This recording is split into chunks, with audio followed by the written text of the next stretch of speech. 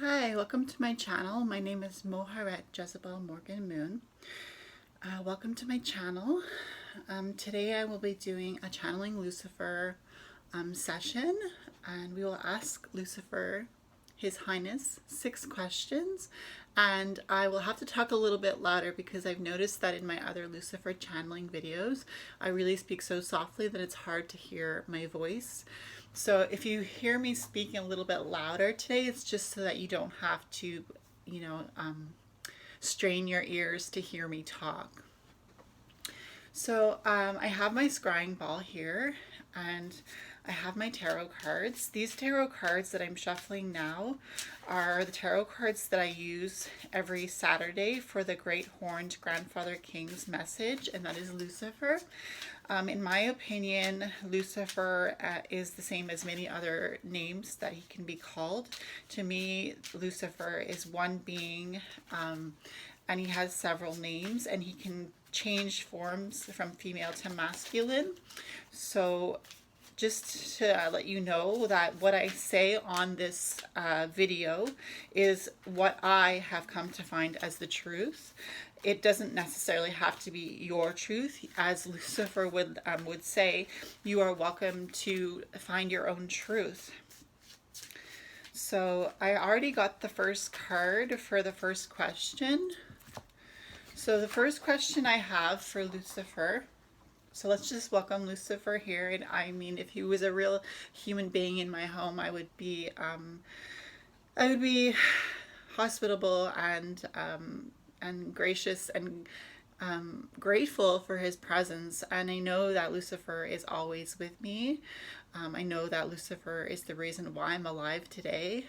It may seem in your mind a little bit extreme, but having been raised in a Christian home and having never been able to see the light of being able to think and to be able to question and to be able to delve into things that are considered sinful in the Christian religion, things that I love, such as tarot cards and many other sources of intuition and insight, and yet I was never allowed to touch those things. In fact, oftentimes even the music I would be listening to would be prohibited, and my CDs at the time would be thrown out. Me and my sister and all my family were raised like that. I'm raised in a family of 7 children, 2 parents, and I was the oldest of 7. I didn't leave the house till later on in life, so I was in the house for a long time, having this Christianity forced upon me. So I do really, really want to thank Lucifer, because he really, like, it's like the Garden of Eden where, Adam and Eve in the biblical story, they weren't allowed to find out anything except what God told them. And Eve was willing to listen to Lucifer and to allow her eyes to be open to who she truly was and to who she really, really is, a woman, a beautiful goddess. And I really feel like Lucifer is the reason why I feel like a goddess today. And I refer to him as he, although I could also refer to him as a she, but I don't think Lucifer would have any objections to that. So I know there's another goddess. Her name is Lilith, and in my opinion, because Lucifer is spirit, he can also appear as a female. And I do believe that Lucifer is also Lilith, who was demonized in the minds of other human beings through the patriarchy, as far as I know. So the first question, welcome Lucifer. Sorry, my voice is cracking. I'm like a teenage boy who's excited to see a girlfriend or something, or a boyfriend. Lucifer, how do you cope with rejection? That's the first question, is Lucifer, how do you cope with rejection? And the card that came out before the question was actually spoken out loud is the King of Pentacles. So the King of Pentacles is a really laid-back card. Well, it's not a laid-back card, but it's a laid-back guy here. The King of Pentacles. I almost see this as Lucifer on the throne, just chilling out, like not really worrying about rejection, and the sheep here signifying like Christians, and like how Christians always want to be seen as sheep, being led by a shepherd. And so let me just express to you what I feel like Lucifer is telling me in regards to this question. Lucifer, how do you deal No, Lucifer, how do you cope? Pardon me.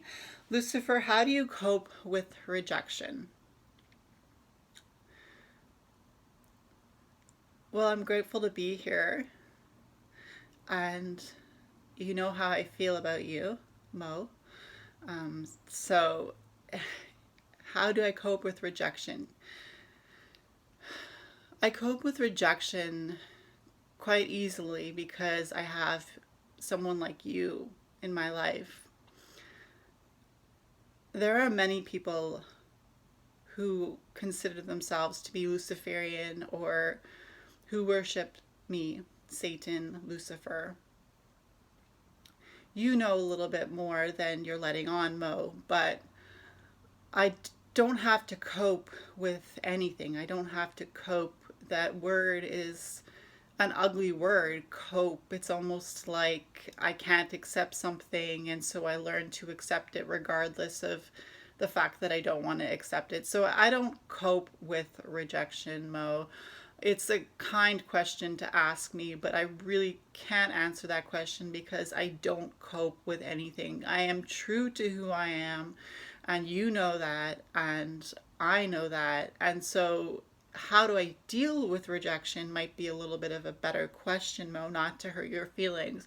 But I don't even do that, to be honest. Mo, the whole point of me going on with this answer is to tell you that, you know, you thought that love was a lie, and I told you that your love isn't. And I know you are embarrassed to say that. But when I think about being rejected, I think about people who truly, truly have my back, who truly, truly love me, who want the best for me, who have my self-health at heart. And I know to say that I am needing health is something that might be a little bit strange to people listening because I'm a spirit. At the core of things, I'm a spirit, but even spirits need to be healthy, Mo. And I guess I'm going off on a little bit of a tangent to kind of explain to you how I see rejection. Rejection is something that I don't deal with, I don't cope with. I know who I am.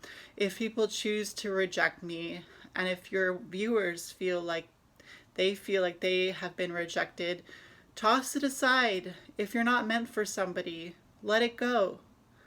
They obviously weren't meant for you. So I know you want to speak louder in this video, Mo, and so it seems a little bit out of character for you speaking to me with this strong voice because I know you are a very soft-hearted individual.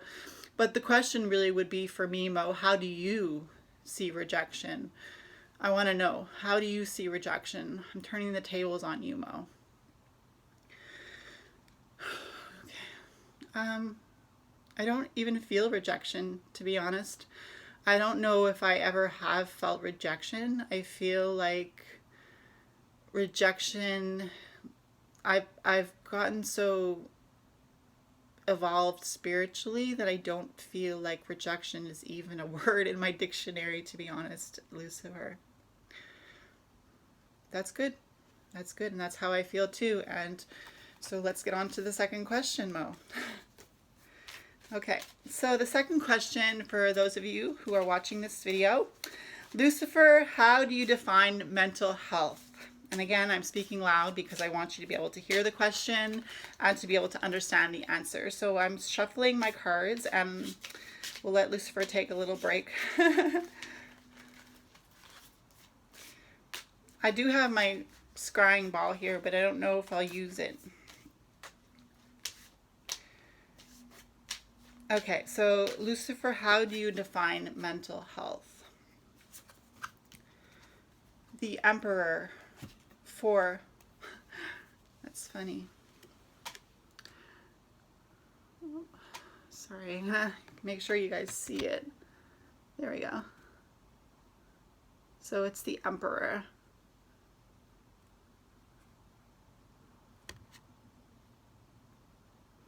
And it's a boy lying on the Emperor's stone throne while the Emperor sits beside him and the boy is sleeping. And the fox is there watching the boy sleep. I think I might have told you that in this deck, I often see myself as the little prince. I used to watch The Little Prince as a child, and there was something about the fact that he lived on a planet in outer space that I could really connect to. So the Emperor card actually reminds me of a situation that I went through, which I can't really remember very, it's kind of vague now, the situation. But let's ask Lucifer, how do you define mental health? Lucifer. We will let Lucifer speak now. Lucifer, how do you define mental health? How do I define mental health? Like a tree that has roots, and the deeper the roots go and the wider the roots spread into the ground, into the core of the earth where the water is found, the stronger the tree will be. And the tree, as it is pruned, as we take the suckers off the tree grows taller and more vivacious and more beautiful. And I think mental health is very much like that idea of a tree, where you have to take care of your mental health. You have to check up on yourself if no one else will. And especially even if people are checking up on you, you still have to check up on yourself. You still have to take the time to prune yourself, so to speak, to talk to yourself and to write down how you're feeling, to find things that you love to do that will get rid of the stress that you feel, to find things that you enjoy doing to give yourself purpose in life. So how do I define mental health? Mental health is like being a tree and making sure that you have everything that a tree needs to be healthy within you, within your mind.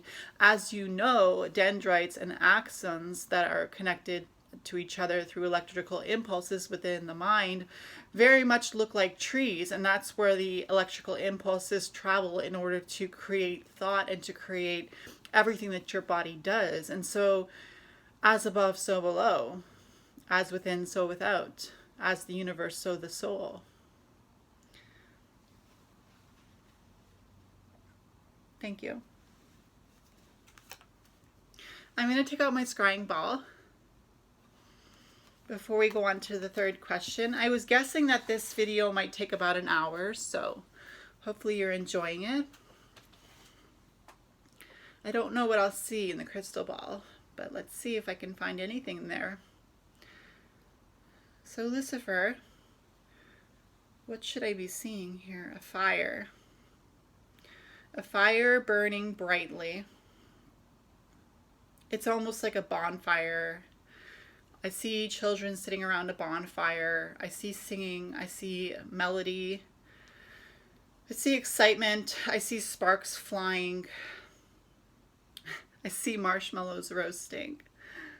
I see the dark sky. I see the pine trees all around. I see a forest, and within the forest is that fire burning with logs all around it for children to sit on, and I am one of those children.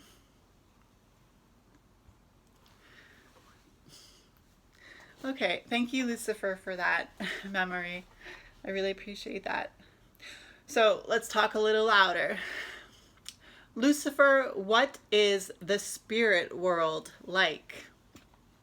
Ooh, this is gonna be interesting. What is the spirit world like, Lucifer? Okay, so let's see if I can get a good card here. Cards, tarot cards. I love your tarot cards. Right, Lucifer? What is the spirit world like? We get the King of Cups.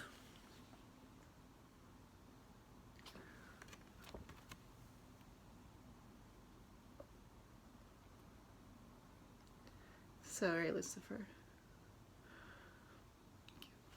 Okay, so this is the third question we have for Lucifer, His Highness, if he would be so kind to answer this question for us. Lucifer, what is the spirit world like? Mo, you bad girl, asking such questions. How dare you? Yeah, I know, I'm a bad girl.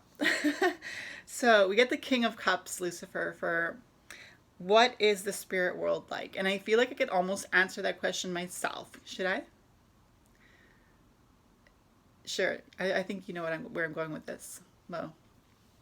So the spirit world is like the King of Cups. The spirit is the ruler of the cups, and the cups are the different spirits within the world.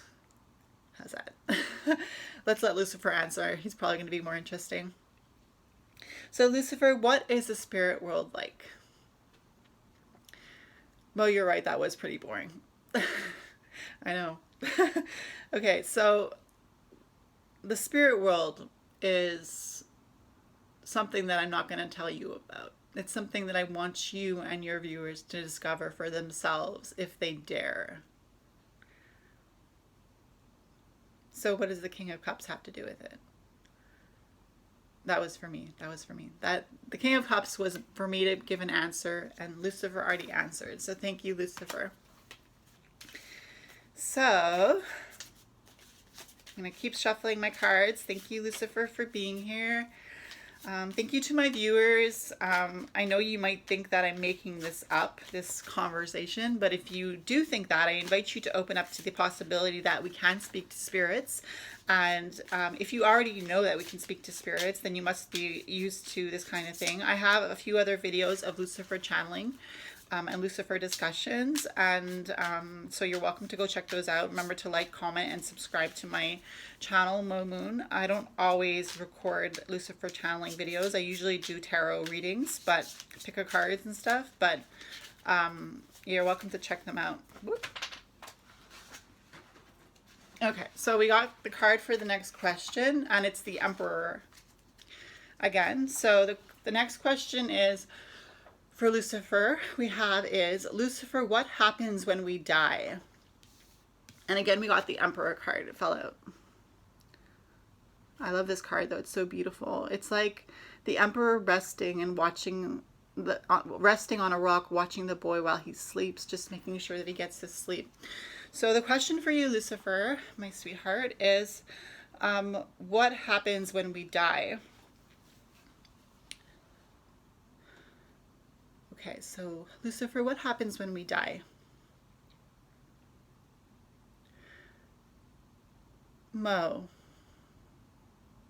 I feel like you ask these questions of me, and it's almost like you don't care what I'm going to say. It's almost like you just wait on every single word that I'm going to say, like a loyal companion just taking care of the one that she loves. And I'm almost choked up, and I know people might not believe that I'm choked up by that. But then again, I am Lucifer, so people don't usually believe me anyways. But you wanted to know what happens when you die, Mo. It's almost like you just float away. It's almost like you just float away, and you know that if you lived your life the way you wanted to live it, true to who you are, what happens when you die is you just float away. You float away, and you don't really care about where your body's going to go or if it's going to be taken care of. And that's how you know that it's time for you to go, is that you don't look back. You don't look back. And so you want to know what happens when we die. It's not the same for everyone, Mo. You know that. It's about where you want to go when you die. It's about how you lived your life before you died. And I'm not talking about heaven and hell. Obviously, I'm not a Christian, Mo. Not that I have anything against them, so to speak. But it's really your creation. Where you go when you die, tell your viewers that it's all about what they create for themselves on the other side of this life that they're living. And I think that'll give a lot of people hope, because what we want to know is, are we going to be happy? Are we going to be missing the people that we left behind? And the real answer is that, and you know this because you've almost experienced dying, Mo, you weren't ready to leave because you knew that your partner would be sad and that your parents would be sad, and so you weren't ready to leave. And many people do things to experience what death is a little bit like, but that's nothing what death is like, Mo. Sorry for tripping on my words there, but I know you like to know that I'm a little bit human, even though I'm completely spirit and in control. And I could have said it perfectly for you, Mo, but I know that you want to know that I love you. So what happens when you die? You create your existence after you die. Thank you, Lucifer. Okay, so the fifth question is for Lucifer. How does one love themselves consistently, Lucifer? I feel like things are going really fast right now. I don't like that. I want to spend more time with Lucifer. But it's okay. It's just really nice to be in his presence, especially when you truly love him and understand that, you know, I almost feel like I'm unworthy, except for the fact that Lucifer told me that I'm worthy. And I feel like that really stemmed from my Christian background of always believing that I wasn't worthy to be loved by God. And really finding out that Lucifer loves me just as I am. And that's really, you know, in the Christian religion, they said that if you ever tell God that you love him, that's because he told you he loved you first. And I feel like that's what it's like for Lucifer. I feel like when I tell Lucifer I love him, it's because he loved me first. And so Lucifer is really my God. He's the old horned one from the witches' belief system. I really feel like as a witch, Lucifer is my main deity, although I have several. And although I sometimes feel like Lucifer is the spirit of all deities, I know that each deity that I associate with has a different characteristic within themselves that I aspire to be like and that I adore. So the fifth question we have for Lucifer is, Lucifer, how does one love themselves consistently? So we got the Justice card for that, Lucifer. How does one love themselves consistently, Lucifer?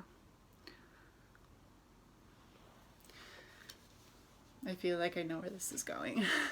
So Lucifer, how does one love themselves consistently? Mo, you're so intelligent. Let me just tell you that. And I know you're saying thank you. That's fine. How does one love themselves consistently? By putting themselves on the throne, by worshiping themselves. They realize that there is nothing that they will do that will let themselves down because they trust themselves, because they love themselves. And so anything they do, Mo, is something that they absolutely adore.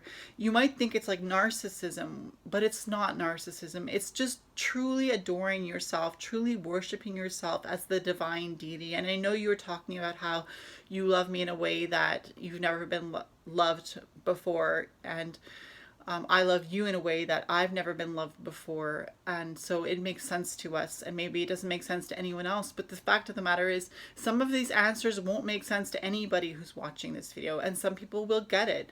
How do you love yourself consistently? Look at this Justice card. Hold it up. You see this boy? He's the little prince. He's sitting on the throne. He's holding the scales of justice. He has created his own justice. He has created his own worth. He has created his own kingdom. He is the king of his kingdom, and his kingdom is himself. And so that might sound like a story that is more like a parable, but that's what I mean. I mean that you have to truly love yourself first. And I know that's not the first time someone has told you that, Mo, but how do you love yourself consistently is by realizing that you are consistent in the fact that you will always love yourself. If you always believe that you will love yourself, even though things may teeter and totter, at the foundation of it all, you will give yourself justice.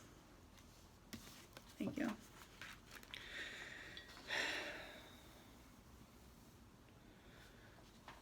Okay.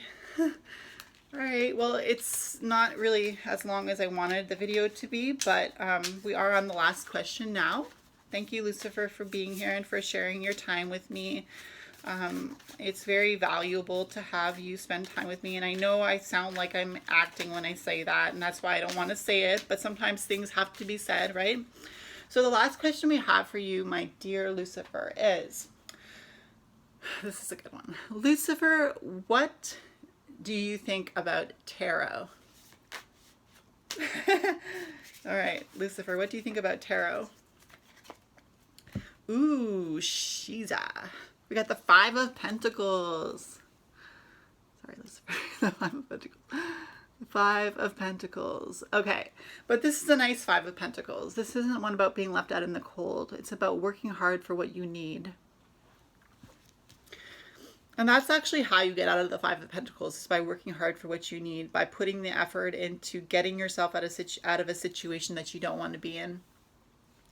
So, my sweet Lucifer, sweetheart, Lucifer, what do you think about the tarot?